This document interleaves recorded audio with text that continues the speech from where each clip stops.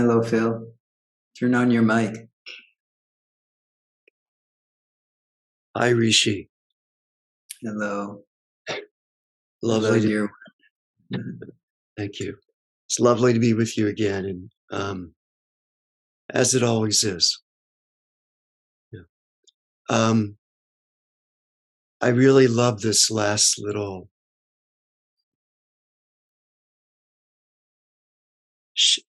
pointer you're speaking just now. I love how you were um,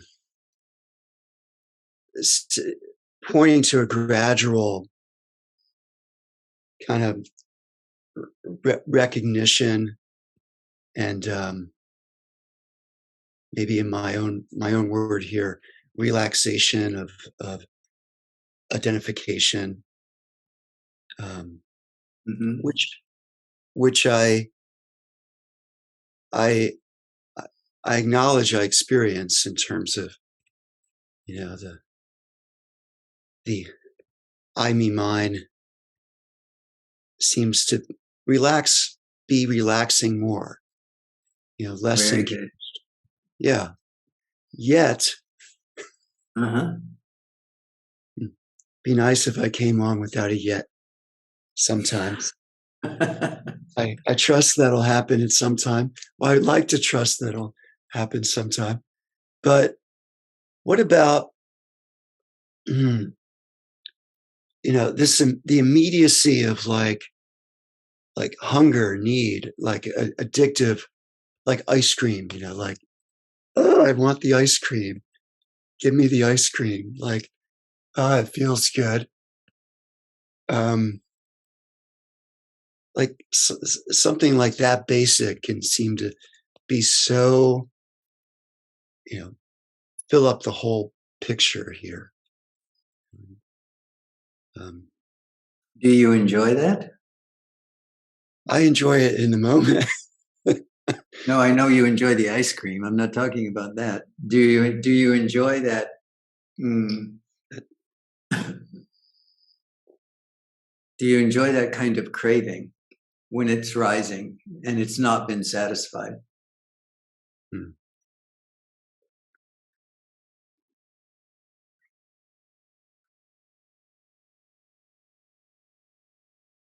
It's familiar. Yeah, it's familiar. That's a good way of putting it. Yeah. Now, I can't say I enjoy it because it's Right. uncomfortable. Like it's uncomfortable, and then it often leads. I find myself indulging in something that then, you know, my physical experience would even be like, oh, now I feel tired and congested or something. Yeah, right. Yeah. But I will say, it's time for you to notice that the happiness that you experience once the indulgence happens in the moment. I'm not talking about later on when the head becomes stuffy and you become overwhelmed by the sugar.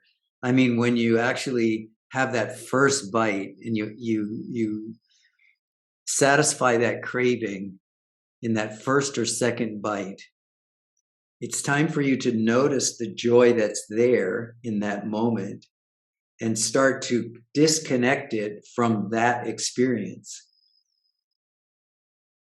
The way you do that is to ask yourself, is this joy or this satisfaction or this momentary happiness really related to this ice cream? Or is the ice cream just pointing you toward a happiness which was already there, but you were not accessing it? Mm.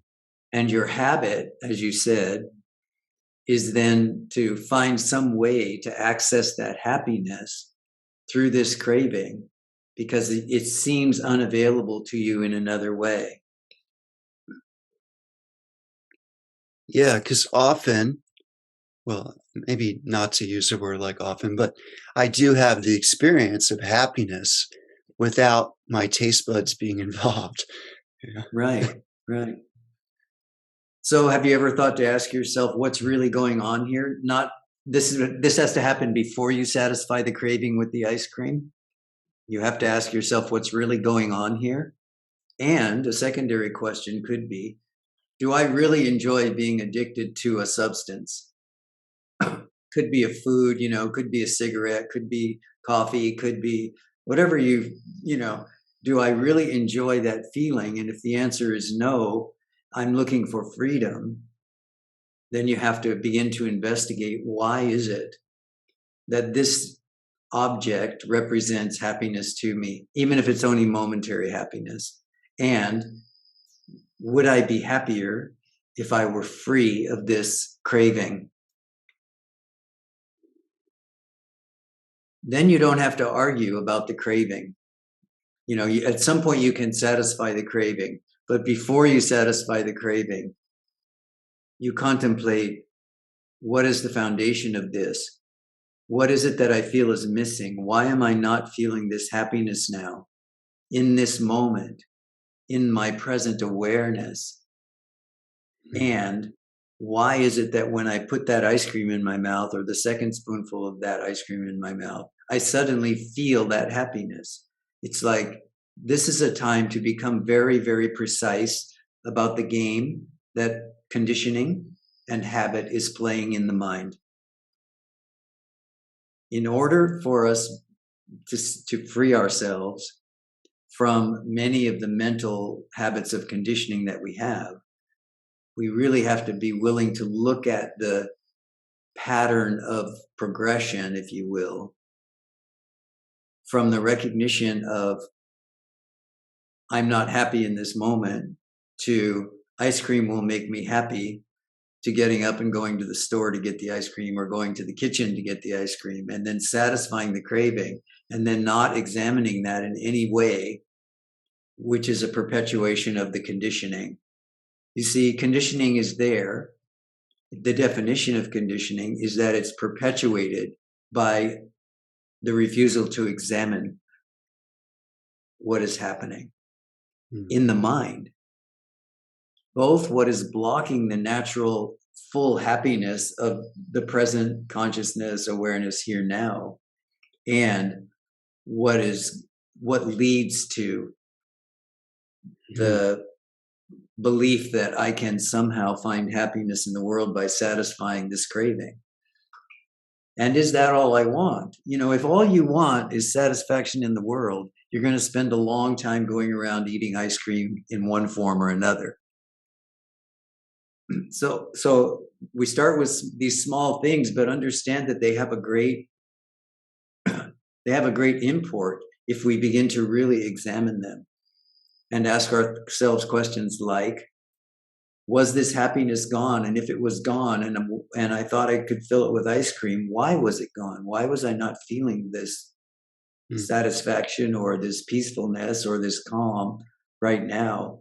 And why did I feel it after I ate a bowl of ice cream? We begin to examine these things. This is the way that in both Buddhism and Advaita, there is this teaching around removing a thorn with a thorn. So this comes out of the tradition of living in ancient India. Everyone's walking around barefoot. There are lots of thorn bushes. Thorn is caught in the foot. The remedy is to walk up to a thorn bush, break off a thorn, and remove the thorn which is in the foot. This is an ancient tradition. And then both thorns are thrown away. But this is just a metaphor for spiritual practice, which means that when we are experiencing difficulty, suffering, trouble over the mind, which leads us to ask that kind of question which you've asked, what about when I'm craving ice cream? Well, that is a thorn that is in the soul of your peacefulness. So what you must do is look with the mind, because the conditioning is in the mind. So you have to use that wisdom portion of the mind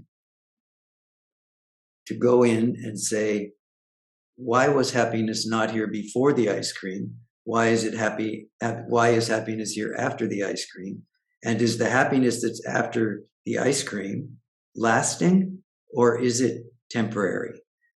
And am I interested in temporary happiness, or I am interested in permanent happiness? In this way, we use the mind as the thorn, which removes the thorn of conditioning.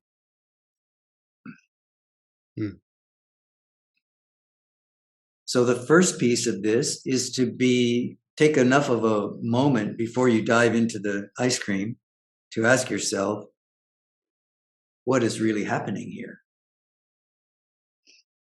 Examine it. Yeah.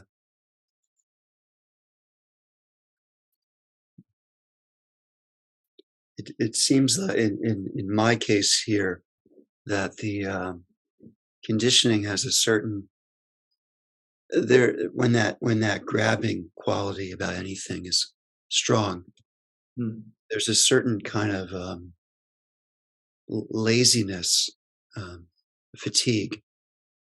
I mean, maybe it's like the mind that's always is so tired that it's but Well, that's why the necessity to relax, isn't it? Yeah.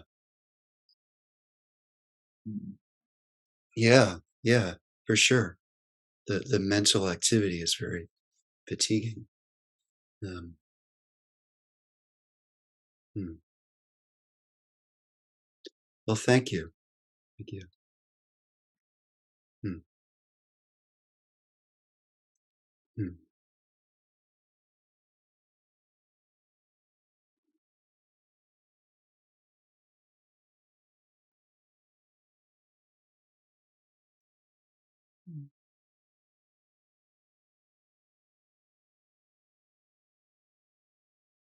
One of the reasons it feels so fatiguing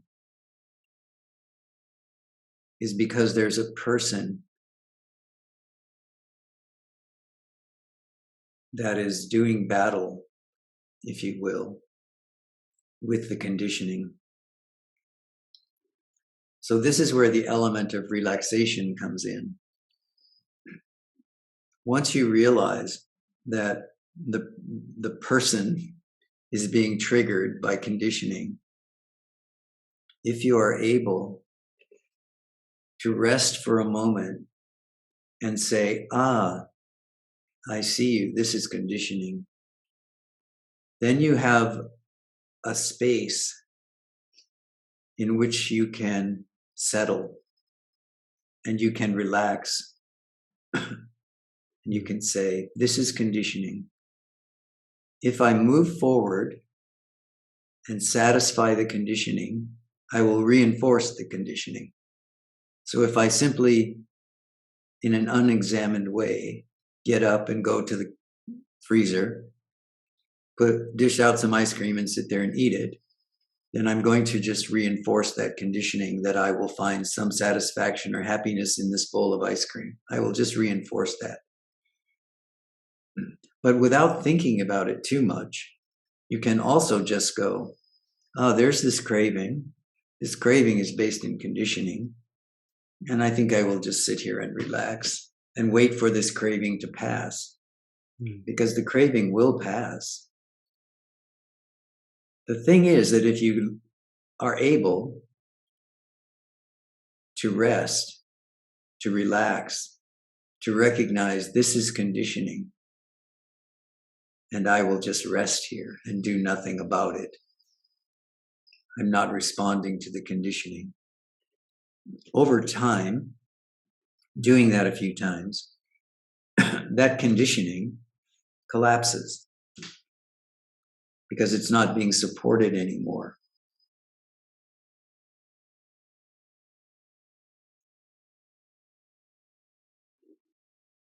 This is when you begin to have the experience, the direct perception of having more space in the mind which leads to that true relaxation that you're actually seeking, or that true pleasure that you're actually seeking.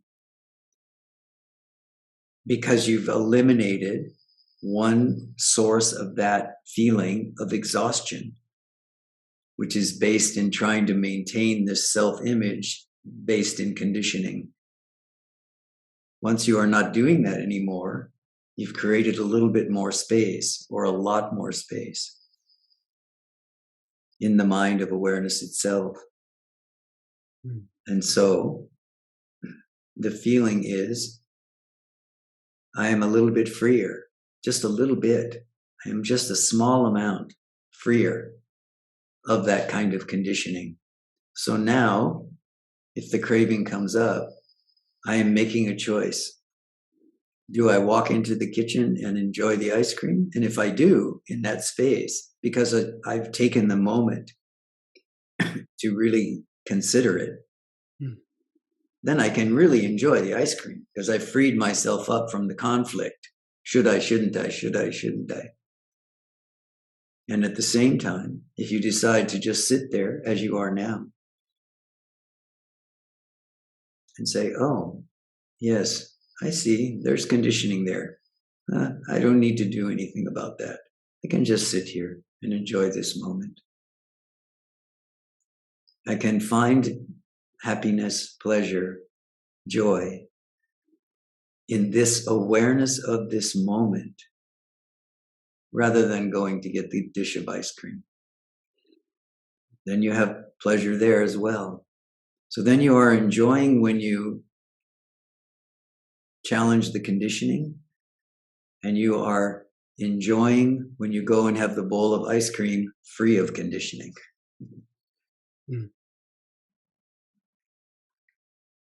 In both cases, the experience becomes one of a reduced level of conditioning and an increased level of joy.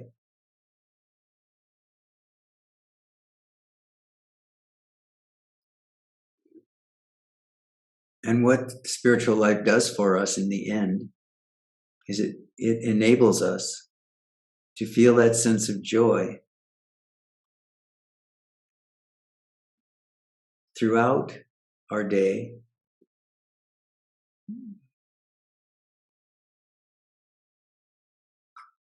without feeling as though we have to do something about anything. Now I can just be myself, a self which is joyful, peaceful, content, and just enjoying this very ordinary way of being, without this mental conflict that leads to the kind of exhaustion that you mentioned.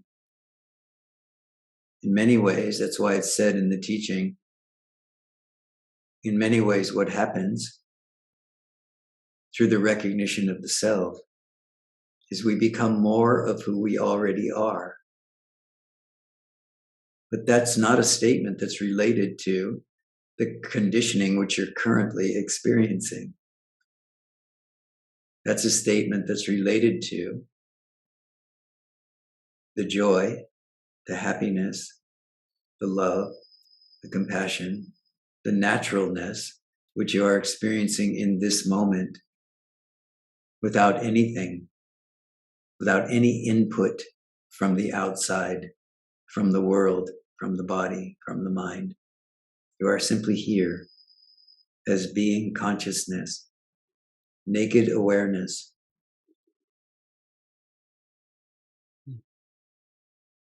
With no question present.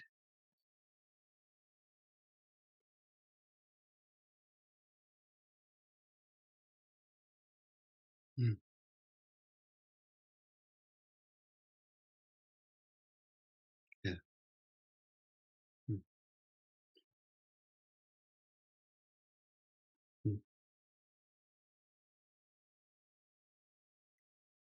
Thank you, Rishiji. Yes, you're welcome, Philip. Thank you for sharing.